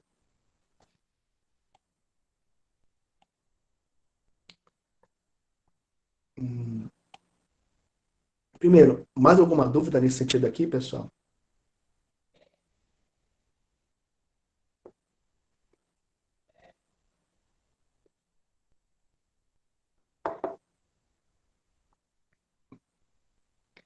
Tá bem clara essa divisão?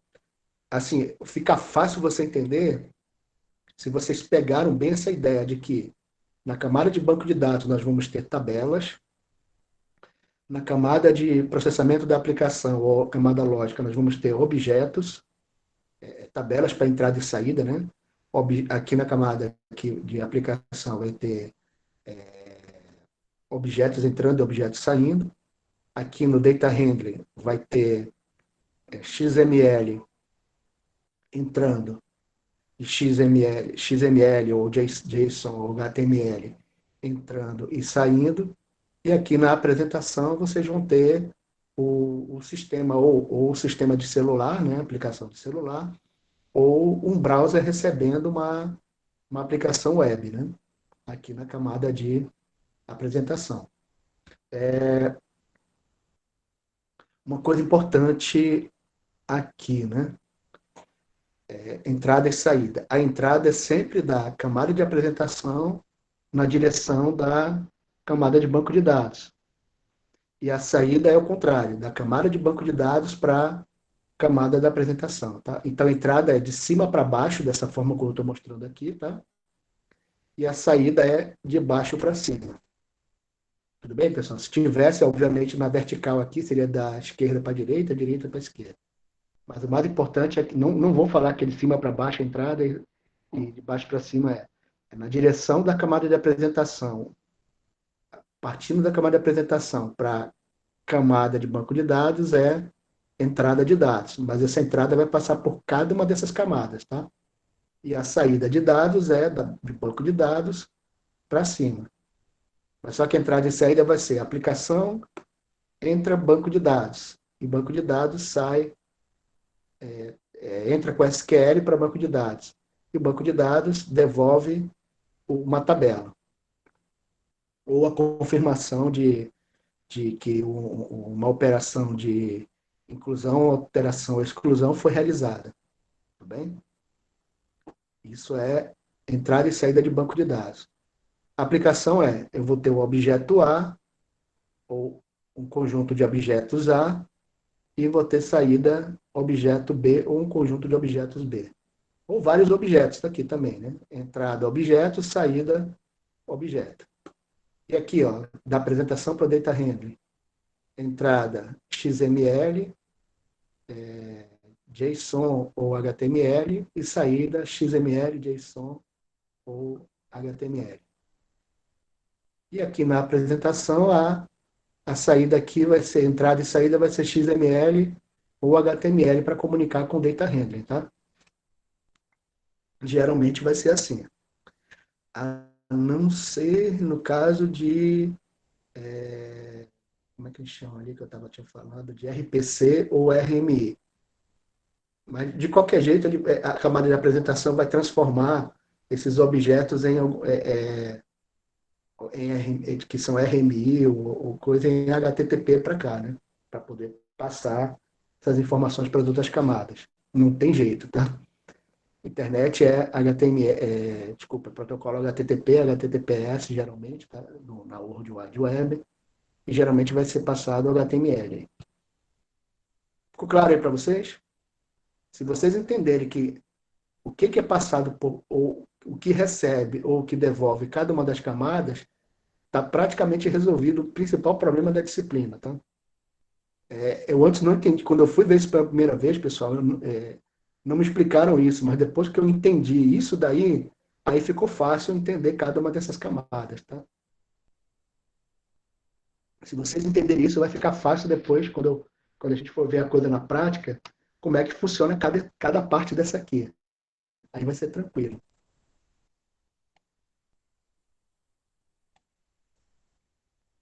Então, eu vou passar aqui para a segunda parte, que ela é importante, tá? Que são os padrões arquiteturais para sistemas distribuídos. Esses padrões são importantes, pessoal, assim, que vocês vão classificar. A ideia deles é o seguinte: dependendo do sistema que vocês vão desenvolver, vocês sabendo classificar isso aqui, vai ficar fácil depois de desenvolver. Tudo bem? Porque, assim, cada tipo de padrão arquitetural, ele tem um jeito de ser desenvolvido, tá? Aí a gente vai ver como vai ficar fácil depois para a gente desenvolver cada sistema distribuído que a gente quer usando esses padrões arquiteturais. Então, quais são os que são mais usados aqui para organizar uma arquitetura de sistema distribuído? Então, aqui eu vou ter o arquitetura mestre-escravo, tá? Muito parecida com onde eu vou ter o mestre e o escravo, depois a gente vai ver isso daqui com mais calma. Eu vou ter o cliente-servidor com duas camadas só. Eu vou ter o cliente-servidor com múltiplas camadas, ou múltiplas partes, tá? Aí eu vou ter arquitetura de componente distribuído e arquitetura par a par, ou pair-to-pair, né? Par a par não, é ponto a ponto, ponto a ponto. Arquitetura ponto a ponto. Então, a mestre-escravo, como é que funciona? É usada para sistemas de tempo real, em que ela tem limites de tempo para responder. Geralmente, pessoal, isso aqui vai mexer muito com hardware, tá? A gente vai ver cada uma delas aqui. Quer dizer, vamos ver depois com calma, tá? Porque depois os outros slides explicam detalhes. Aí eu vou mostrar os exemplos, tá? Mas pense o seguinte, são sistemas em tempo real. Primeiro, sistemas em tempo real. O que, que é? São sistemas que, para funcionar, requerem um tempo pré-definido, senão não funciona.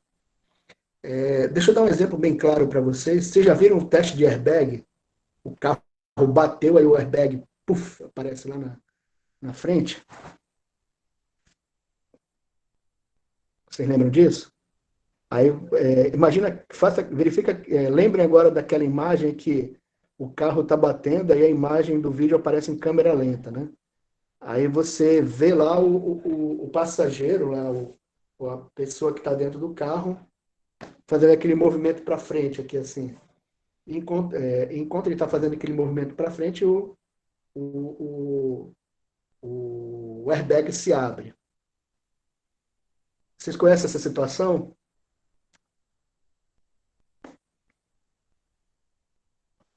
Já vi muito vídeo sobre acidente assim para ter ideia de como é.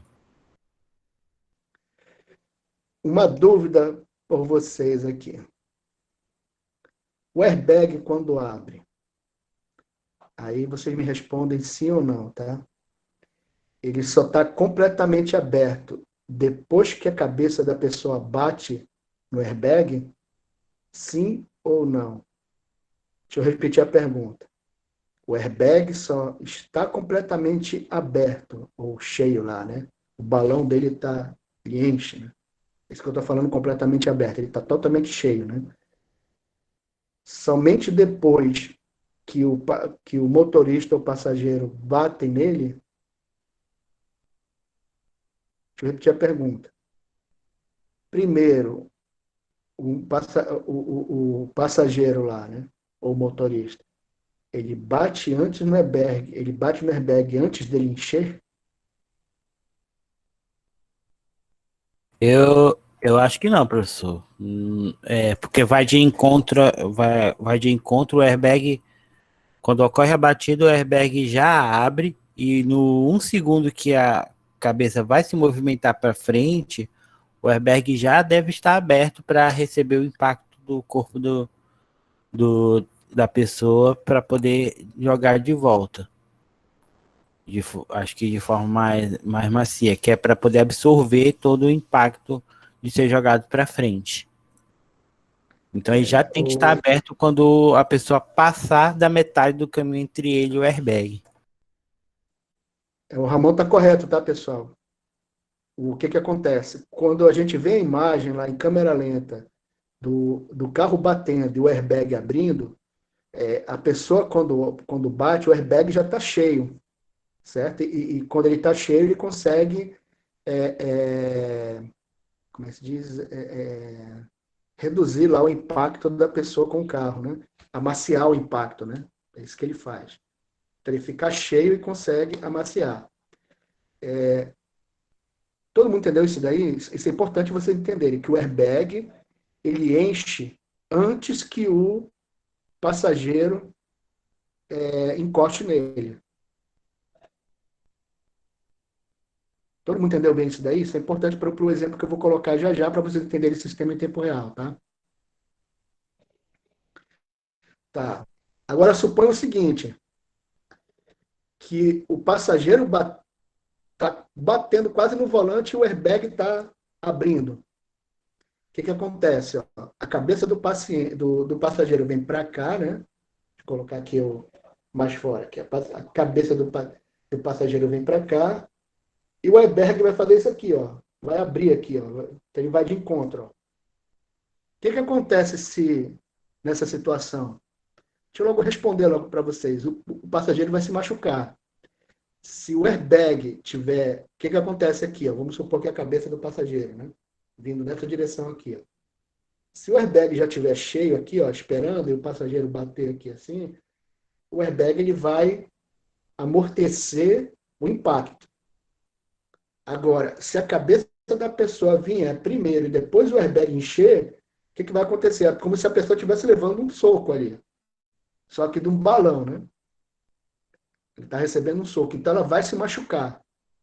Por que esse exemplo é importante? Porque é o seguinte, Sistema de tempo real, eles têm restrição de tempo. No caso do airbag, o que é a restrição? É que o airbag tem que estar totalmente cheio antes que o passageiro bata encoste a cabeça nele, para poder haver amortecimento do impacto. Vocês entenderam bem isso? Isso é sistema em tempo real. Tudo bem? Ele tem uma restrição de tempo, e aquela restrição de tempo tem que ser atendida antes que algum evento aconteça. Tudo bem? Então, geralmente, sistemas em tempo real, eles dizem respeito a hardware. Geralmente está relacionado com o hardware. Então, assim, imagina que se vocês têm um sistema de freios elétrico e não mecânico, em que tem lá um botão que quando você pisa lá, aí aquele botão ali toca. O que acontece? Ele tem que ter uma restrição de tempo mínima para quê? Para que as pastilhas de freio apertem lá o disco lá na roda, né? Lembrando que a pastilha de freio para parar um disco, né? Deixa eu botar assim, ela aperta aqui assim, ó, lá no disco. E esse disco está grudado com a roda. Essa restrição de tempo, geralmente, ela é de segundos ou milissegundos, né? Como a gente está falando de computador, milissegundos é uma eternidade para o computador, tá? Deu para entender, pessoal? Milissegundos é uma eternidade para o computador, tá? Eu estou falando de computador aqui. Então, o que é a ideia de sistemas em tempo real? Ele tem restrição de tempo. Então, assim,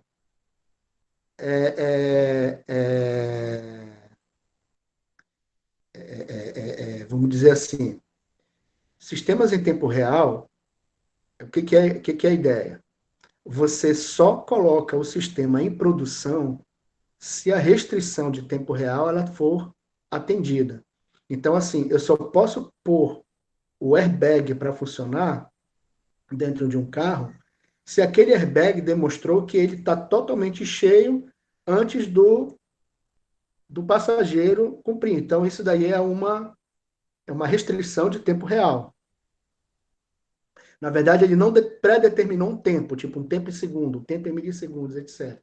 Ele colocou um evento, mas essa restrição de tempo, de tempo real, tá? Então, o que acontece aqui? Quando a gente tem uma arquitetura que é master-slave, ou mestre-escravo, o que acontece? Os dois sistemas, mestre e escravos, têm que se comunicar dentro do limite de tempo. Então, assim, eles vão trabalhar dentro de uma rede de computadores que não pode ser o TCP/IP. Provavelmente eles vão ter um fio lá ligando um ao outro diretamente. Por quê? Porque ele não pode falhar. E essa restrição de tempo ela tem que ser atendida ali diretamente. E o TCP/IP não garante muito isso, não. Quer dizer, hoje em dia a gente tem o gigabit de Ethernet, tá? Em que a gente consegue passar 1 gigabit, no mínimo na verdade, 1 gigabit por segundo de dados, tá? E acaba ajudando um pouco nessa ideia de sistemas em tempo real. Mas a ideia dele é que aquele sistema não falhe, porque se ele falhar, ele pode trazer problemas. Imagina o seguinte, um sistema que é comum com arquitetura master-slave. É um sistema distribuído onde eu tenho um médico aqui operando uma pinça que está, sei lá em Manacapuru. Então, eu estou aqui em Manaus, aí eu opero uma manopla, e essa manopla ela vai operar, por exemplo, uma garra lá em Manacapuru, que ela vai entrar no corpo de uma pessoa. Deu para entender o problema aí, pessoal? Se o médico aqui se demorar muito para ele fazer o movimento lá, ou então o movimento que ele colocou aqui não for repetido lá do outro lado, o que acontece? Pode ser que aquela pinça vá rasgar um lugar, algo dentro do corpo da pessoa que é errado. Tudo bem? Então assim, sistemas em tempo real têm essas restrições aí em relação ao tempo. Se atender, o sistema vai para a produção. Se não atender, ele não vai. Tudo bem? Tá claro aí? Sistemas de arquitetura cliente-servidor são usadas em sistemas em tempo real em que é garantida uma, uma interação de uma interação, uma resposta a uma interação, né, com uma restrição de tempo. É essa que é a ideia. Deixa eu ver se ele explica aqui melhor. Tá. Aqui rapidinho, vamos para o arquitetura cliente-servidor com apenas duas camadas, né? Ou dois entes. Eu vou ter só um cliente e só um servidor, é isso que acontece. Então, é uma comunicação via simples cliente-servidor. Na prática, pessoal, é quando vocês estão, por exemplo, dentro de um laboratório, tem só um servidor, um computador servidor, né? E um computador cliente. Então, é um cliente-servidor com duas máquinas. Tudo bem? Então, assim, geralmente quando eu tenho um sistema que ele é central ali, todo mundo usa aquele mesmo sistema. Ele fica só num servidor alocado lá, né? E todo mundo acessa aquele sistema. Geralmente isso vai funcionar dentro de uma empresa, tá? Onde ela só tem um servidor com o sistema dela. E, acho que no IFAM o CIGA é desse jeito, ele fica lá na reitoria, tá? Lá no IFAM o sistema CIGA fica na reitoria. Então ele é um two-tier client-server architecture. Ou seja, ele é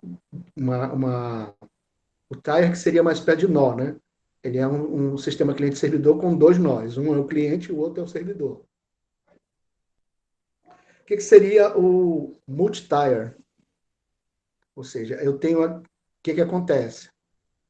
Ele é usado quando há um alto volume de transações para ser processados por um servidor. O que acontece? Eu pego aquele sistema lá do servidor e eu coloco em várias máquinas. Essa que é a ideia dele. Então, é como se eu tivesse o sistema já duplicado, tá? Em várias máquinas aqui. Eu vou fechar aqui, tá? E depois eu vou continuar com os detalhes de cada um na próxima aula. E os sistemas com arquitetura de componente distribuído. Então, o que acontece? Eu vou ter, é usado quando eu tenho recursos de sistemas diferentes, e banco de dados que precisam ser combinados ou uma implementação modelo para cliente de multinó, né? Ou então, multinó, sistemas com... Assim, o distribuído ele é um multi-tier também, ou seja, de múltiplos nós. Só que o que acontece? Eu vou ter diferentes instâncias de sistemas que vão atender o serviço. É aquele exemplo que eu estava falando para vocês do sistema do IDAAN e o sistema PayPal. Ou seja, eu tenho dois sistemas diferentes, ou um serviço distribuído, tá? Em que dois sistemas vão estar em máquinas diferentes, mas eles vão se unir, eles vão se comunicar para resolver o problema do cliente. Que no caso ali é fazer a matrícula e ter a matrícula paga. Deu para entender aí, pessoal, a arquitetura de componente distribuído? Ele é uma arquitetura de múltiplos nós, lembrando que o múltiplos nós é esse aqui, ó. Só que eu vou ter diferentes sistemas, tá? Isso aqui é toda a ideia da nuvem. Isso aqui é nuvem pura, tá, pessoal? Tanto o multi-tier quanto a arquitetura de componente, a nuvem é puro isso aqui, ó. Principalmente o multi-tier, né? Porque eu estou tendo o mesmo sistema. E a arquitetura é ponto a ponto. O que é a ideia? Eu não funciona como sendo na internet, tá? Eu passo essas informações para um computador, tá? E esse computador ele vai replicar essas informações e vai passando para outro. Isso é muito parecido com, não sei se vocês lembram daquele sistema lá que ele era para pirataria, o pessoal baixava por exemplo, tinha um arquivo lá, geralmente o pessoal fazia muito para vídeo, né? Até eu usei. O que acontece? Pega o programa e instala na sua máquina. Aí, um arquivo está, por exemplo, na máquina da Patrícia. Aí o meu computador conecta com o, professor, com o computador da Patrícia e aí eu baixo um arquivo que está no computador dela e eu coloco no meu. E o meu fica disponível como mais um computador que vai ter aquele arquivo. Vamos supor que o arquivo seja planilha de nota, ou então uma música, né? Colocar uma música Seed, não lembro, eu não usei o Seed, mas tem um outro, acho que é Torrent. É o Torrent. Então é muito parecido com o Torrent. O que que acontece lá? Supondo ali que o Ramon ele tem uma música, né? Mais famoso para baixar música ou vídeo ou um vídeo qualquer. Vamos pegar uma música famosa aí, sei lá, Garçom do Reginaldo Rossi aí. Bregão aí para todo mundo. Aí a Patrícia guardou o MP3 do Garçom no computador dela. Aí eu instalei o torrent no meu. O que que ele vai fazer? Eu vou fazer a busca do Garçom e ele vai dizer, olha, a máquina da Patrícia tem. Aí tá bom. Aí eu seleciono a máquina da Patrícia, que está perto, que está de alguma forma está com acesso rápido, aí eu baixo o Garçom na minha máquina. Aí o Ramon vai querer também ver a música. O que que vai acontecer? Ele vai fazer a busca pela música Garçom. Então ele vai encontrar no computador da Patrícia e no computador do Antônio. Aí ele vai fazer ele vai escolher um dos dois, por exemplo, vamos supor que ele escolha fazer a comunicação com o computador do Antônio. Aí ele pega aqui o garçom que está no computador do Antônio e passa para o dele. Aí agora no sistema Torrent, o garçom, a música Garçom vai estar disponível nos três computadores. Aí se o Maison for acessar, ele vai achar no da Patrícia, no do Antônio e do Ramon. Aí ele escolhe o da Patrícia e baixa no dela. Então isso aqui é a comunicação com ponto a ponto. Ou seja, na primeira parte, o que, que é? O sistema de busca só diz onde é que está que computadores está aquele arquivo. E uma vez que você escolheu um, é feita uma comunicação direta entre o teu computador e aquele outro que você escolheu. Aí o sistema é só passado por ele. Então, isso daí é comunicação ponto a ponto. Ficou claro aí?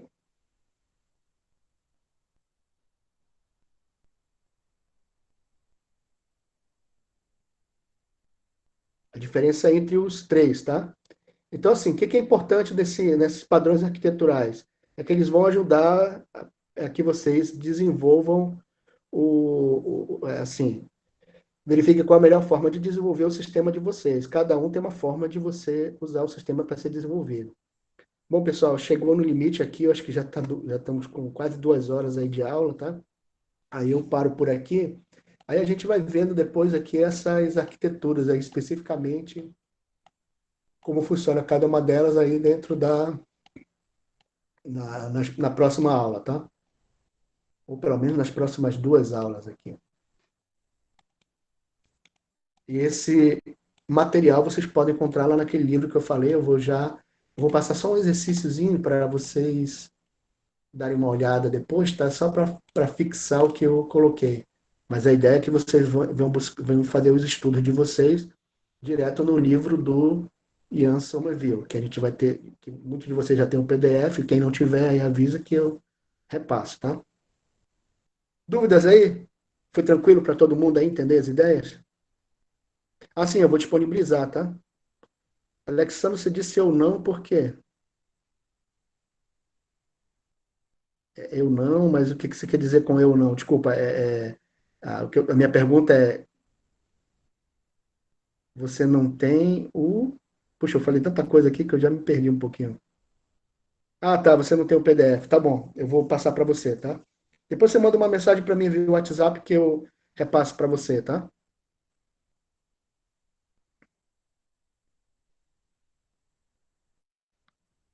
Então vamos em frente aqui. Então, pessoal, eu parei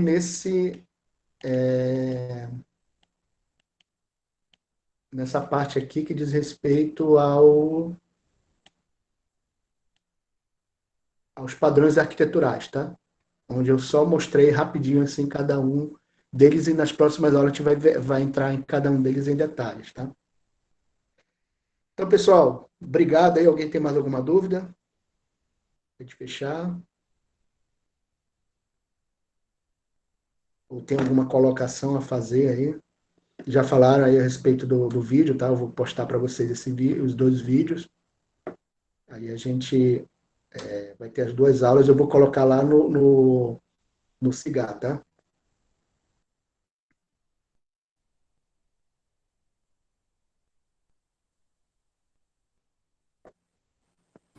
Tudo certo, professor. Ok. Obrigado aí pela presença de vocês, tá?